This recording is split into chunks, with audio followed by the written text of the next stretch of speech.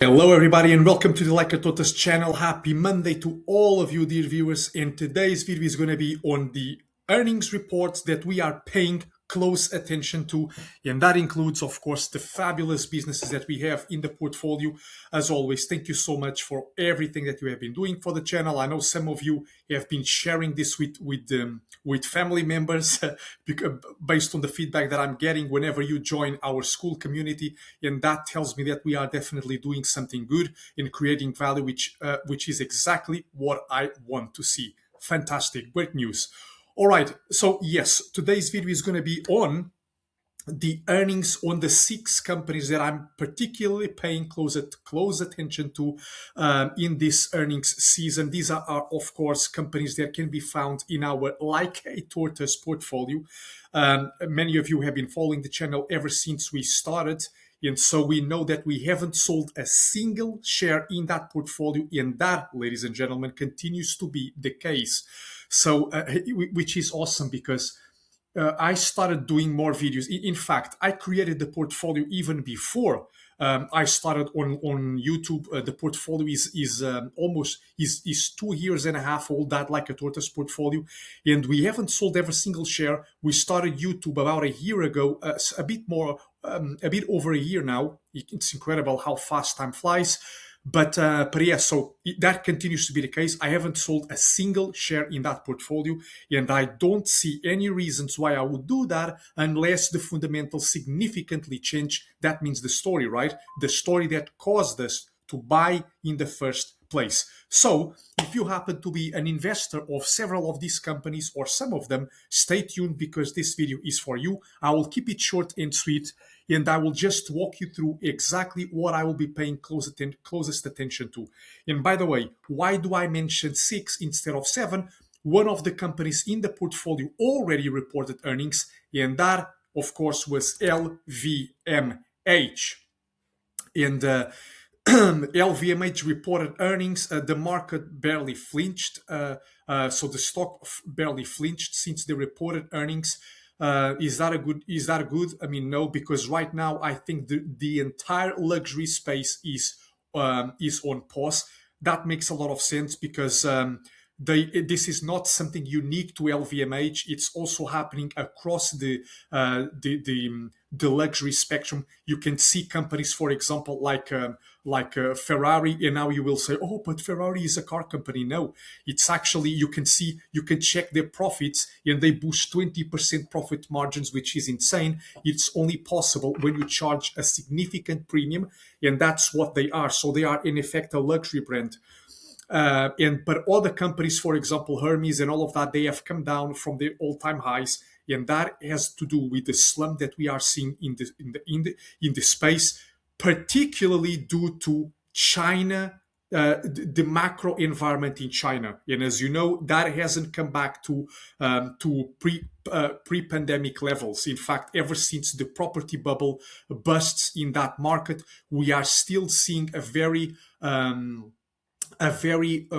cost averse, a very cost conscious customer, and so they are still being very conscious of where they spend their money on, and that of course will affect to some extent companies that are in the discretionary space, and that is not. And of course, the companies in this space, in the luxury sector, like LVMH, will be affected by that. To me, this is only macro noise, not structural impairment to the underlying business. And as far as fundamentals are concerned, I remain a net buyer of this great company because, like I said, the fundamentals continue intact.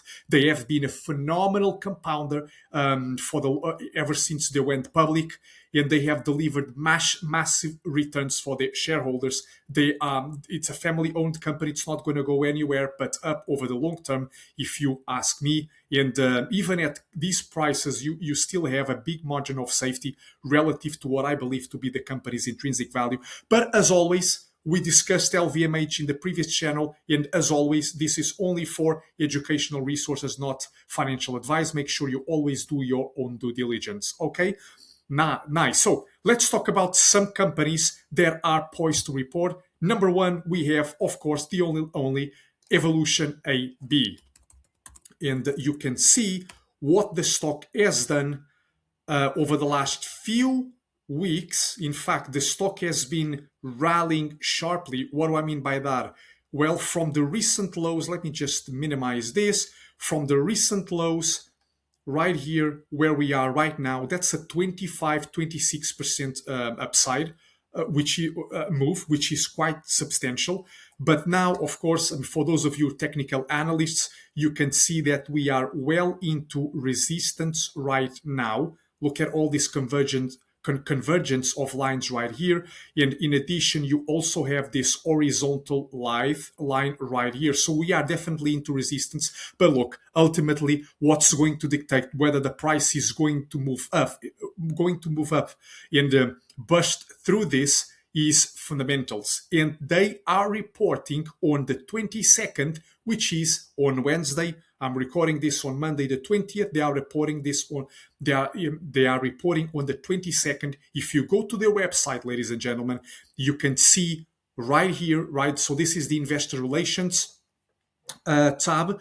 For those of you who are new to financial reports, every single company must have an investor relations segment. So if you don't find the investor relations tab on the main website, you can just type in the name of the company and investor relations in front of that, and that will lead you to where you want to be.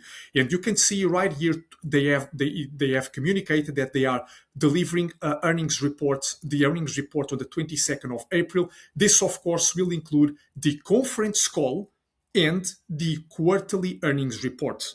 And I will be reading both I will be reading the quarterly report very attentively, and I will be tuning in to listen what the CEO has to say about where the company is, more importantly, where he believes the company can be in the months ahead. So, specifically in regarding Evolution, what exactly will I be paying the most attention to? Guys, I've mentioned this in previous videos. In a previous video that I put out on Evolution AB, they generate, so over 50% of their revenues come from China and the United States. Both these segments have slowed down significantly over the past few years.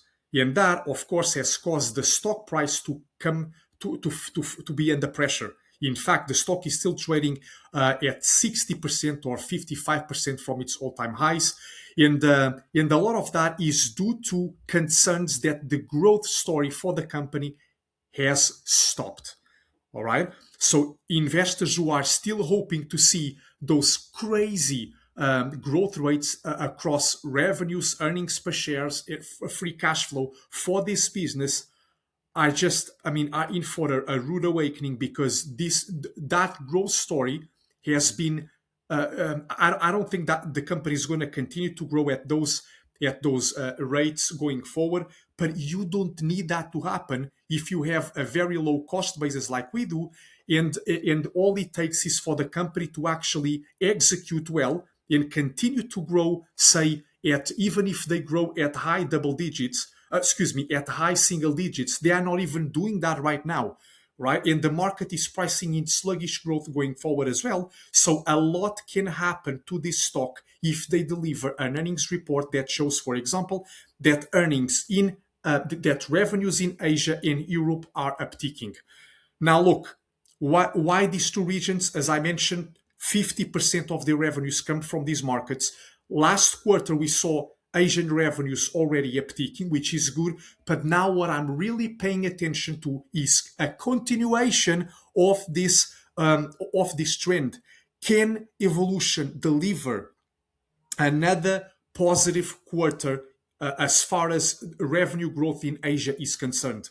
Or will we see revenues in Asia coming back down again in similar similarly to what we saw with the European revenues, right? So they had a strong quarter, but then revenues collapsed the following quarter, and that really tricked a lot of investors who believed the company was turning the corner in that market. So it remains to be seen. I'm pretty sure that internationally they will continue to expand and show robust growth, but what you have to pay attention to is both these markets, because at the end of the day, while the other ones are growing faster and attractively, these ones can still contribute the most. And then of course we want to see that the cybersecurity issues are being resolved in China. Hopefully that will be the case, or we will have some indication that that has been the trend. And in Europe, we want to see that the self-imposed regulations, right? Not regulations, the self-imposed restrictions, right? Are now boding well for the company in terms of how much revenue they are generating, because it's a fine line between abiding by strong regulations and actually delivering good growth. So, I mean, yeah, we will see what the company will hint at. And also, I want to see the CEO addressing the recent motive behind stopping dividends. And I know some of you left comments here on the channel. I completely understand where you're coming from. They haven't been as communicative as they should be. At least what I would like to see is more communication, more transparency. That hasn't been the case. And I want to see them addressing this during the conference call. And either they do it themselves on their own initiative, or the analysts will definitely bring that up. So why have they stopped dividends? And will they address any concerns around the company being private? So I want to know about this stuff. And so are they going to use that money to actually do acquisitions or to buy back more shares? We don't know. Nothing has been communicated. We didn't see anything in the quarterly report and in the annual report that they released at the beginning of this month. And so let's see but those are the main things that I'll be paying close attention to. Okay. Then, of course, we have PayPal. And as far as PayPal, and by the way, look, so we saw a 25% move to the upside. Will the next quarter, will the upcoming quarter reports actually justify this price move? Or is this about to roll over like it did right here around August the 4th? The market built up a lot of momentum into earnings, then earnings disappointed. Yeah, earnings disappointed right here, and the stock came crashing down. All right, so hopefully that won't be the case, but we will see. It's all driven by fundamentals in the long term, and that's what matters. Next on the list is definitely PayPal. As you can see, PayPal is to report on May the 5th. The stock has also rallied very attractively from the recent lows right here. That is from the lows until where we are right now, a 30% upside move. We are almost at break even, right? Because our cost base is quite low, and I still see a lot of tailwinds for this company going forward. But particularly this quarter, as you know, we have a new CEO, Enrique. Is it Lopez or Lores? I don't know. Sorry, I think it's Enrique Lores. Think so. Yeah. And so, what the hell is he doing? Right? What's the strategy going forward? They continue to say that they will be, they like the strategy that was implemented under Alex Squeeze. They just want things to speed up. So I think Enrique is following the same playbook, at least that's what he said. And the company has recently committed about 400 million towards branded checkout. All right. 400 million towards branded checkout. I'm almost certain that we will see something right here. Let me have a look. There was a piece of news that came out a few days ago, but anyway, I don't find it. But never mind. Why have they invested 400 million in that category? Because that's what's causing them to. That's what causing investors to be on the edge, on edge here. The key thing is that yes, we have many different exit point, many different. We have different exits with PayPal, right, which strengthens the investment case. They are not just a payment solution provider, right, that used to be in the past, but right now they are transitioning to an e-commerce to an e-commerce company. They provide lending services. They have the buy now pay later segment. They have the branded checkout experience. They have submitted the application to open a banking to open banking services as well, and we have different exits. That's cool. But what investors will be paying close attention to is the branded checkout experience, branded checkout, which is what the most profitable segment. In other words, when you pay, right, you can pay with Google Pay, you can pay with Apple Pay, with Shop Pay. There are so many competitors in the space, and they have been stealing market share away from PayPal. And this segment is where PayPal derives most of their profitability. And so, understandably, investors want to see this going up, right? And last quarter was probably the worst quarter I've ever seen for a company in my portfolio ever since I started investing. It was that bad, which is very interesting. Consider that free cash flows are almost at all-time highs, if not at all-time highs. I mean, it's staggering how cheap the company is. But it was a complete reset for the quarter because Alex Chris had been laid off and they were bringing in another CEO. So they wanted to reset everything to make sure that the CEO could start his role without having a lot of positive expectations built in. So I think it makes sense to some extent. We've seen this across several companies in different industries. PayPal is definitely not unique to that. But what is he doing? Right? So he's investing 400 million in that space. Is he buying back more shares? Yeah. And what has been done ever since he took the helm of the company last month? Very curious to hear from the CEO and address some of the market concerns around competition and all of those things. Okay, very, very important. I like to see buybacks. In fact, I want to see buybacks, but I also want the company to deploy cash towards innovative initiatives, partnerships, and they have been doing a good job they have been doing a very good job in that space. In fact, more recently, we saw another partnership, this time with Canva. So very interesting stuff indeed. Okay, so that is PayPal. Then, of course, we have Lululemon, which I think, is it open right here? No, I don't think it is. So for Lululemon, the story is similar. We also saw the stock rallying from the recent lows right here.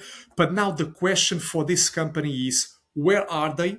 Where are they on their CEO search?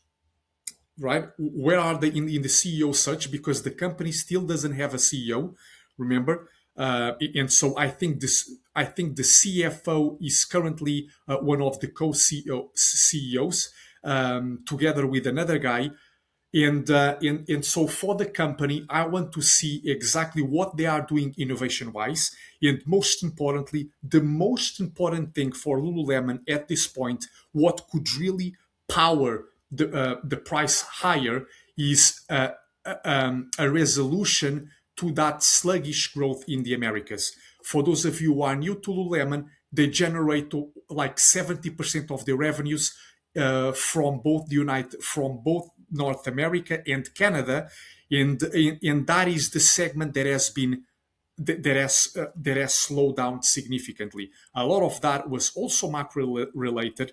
For example, tariffs, tariffs, the removal of the minis exemption, and so, but it's also the fact that the company is facing more competition in that space, right? So from the likes of Worry, Alo Yoga, and so on and forth. So, is growth upticking, flat, or coming down? We have no idea. And so it's going to be very interesting to see what will happen and if they will deliver a quarter that is that aligns with the past guidance, because that's also important. We want to make sure, ideally, they should always beat guidance, right? Because they should have like conservative assumptions built into their own models. So if they issue guidance and then they constantly fall short, that of course is a red flag. We don't want that to happen. So we will see how the market will react to any developments in the America space. But I'm pretty sure that we will continue to see very positive growth rates across all other markets. All right. But yeah, that is it. And by the way, as far as PayPal is concerned, I forgot to mention, it's very interesting to see that Michael Burry also added PayPal to his portfolio. He buys quality with a margin of safety, even though I don't think he's an investor. He's more of a trader. But still, it's nice to see these moves. And he bought Lulu not that long ago too. Again, another company that, in my opinion, has a moat and is high quality. All right, everyone. Also, what else do we have as well? We have, of course, Alibaba. So Alibaba is currently at 140. Look at that. For those of you technical advocates, you can see that the red line that we have right here drawn on the chart represents the 200-day EMA. It's also been a support line. Take a look at this. This stuff has been support since right here, as you can see. Look, I can even adjust that up. Look, can you see? But it's like this. Look at all these different touching points right here. In the 200-day EMA, the stock burst through it. It came back down, retested, is resuming upwards.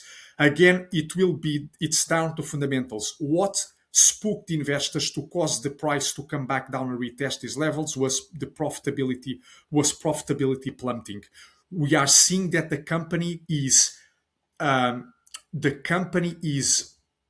definitely facing massive profitability headwinds in order to build the future, right? And that is related to AI, cloud, and all of these things where they are experiencing massive growth, and that cuts profitability in the short to medium term. But now investors are questioning whether the company can actually move profitability back up without sacrificing growth. All right, or is this something more permanent? Is the company going to have to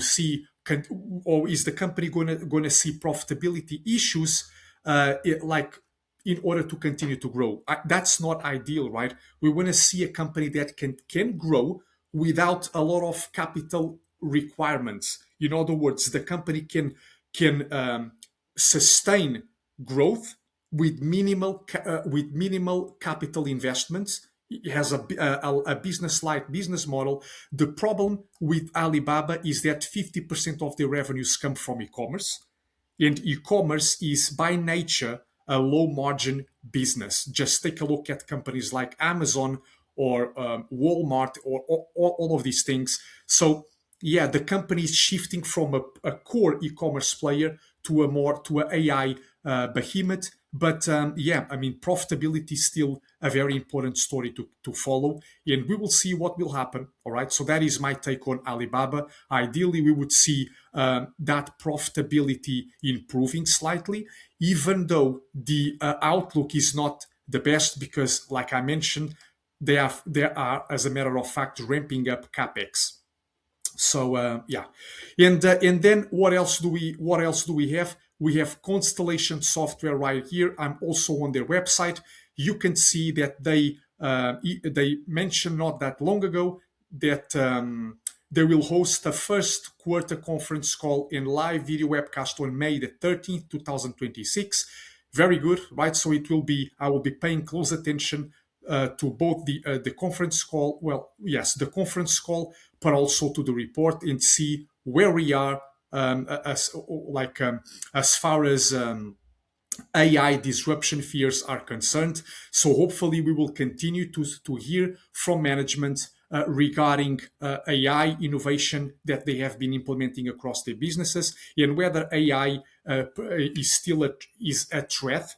If they are seeing anything across their businesses, remember that Constellation Software is a serial acquirer. They have acquired over 800 companies or so over the last three decades. So over the last 3 decades, which is staggering. And so it's going to be interesting to see whether any of those businesses are facing problems related to AI. And if that is the case, that's not going to bode well for the stock. But the fundamentals remain intact. We are not seeing anything alarming. Margins continue to be very healthy, and that's what we want to see as well. And the growth rates continue to be very attractive as well. Cool. What else do we have? Then we have Ulta Beauty. And Ulta Beauty, as you know, got clobbered, not that ever since they reported earnings, not because earnings were bad. In fact, the earnings were good. But the problem is that they issued lower guidance compared to estimates. And that caused the stock to crash almost like 20% in a single trading day, which is staggering. In my opinion, nothing has changed in the story. There was just a lot of momentum built into the stock price going into earnings. And look, what did they say? They say what other retailers are also saying, that consumers are being aware and more cost conscious. All these companies are going to explode once consumer sentiment turns around. And right now, consumer sentiment is still in the dump. Now, look, if you believe consumer sentiment is going to deteriorate from here, then by all means, you shouldn't be buying into companies in the discretionary space. I take the opposite view, because every single time consumer sentiment was down this much, we saw explosive recoveries.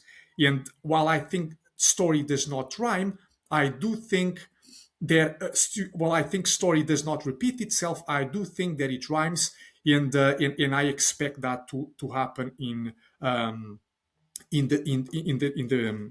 the months ahead. So what I wanted to show you that right here.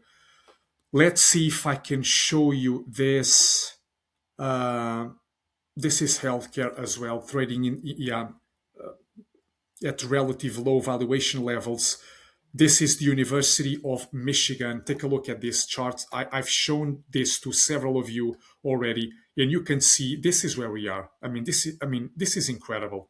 Look where we are. We are back to levels not seen since 2000, right here, since 2020, 2021 or so. And then you would have to go back all the way to the 80s to see consumer sentiment at that level. This is absolutely mental.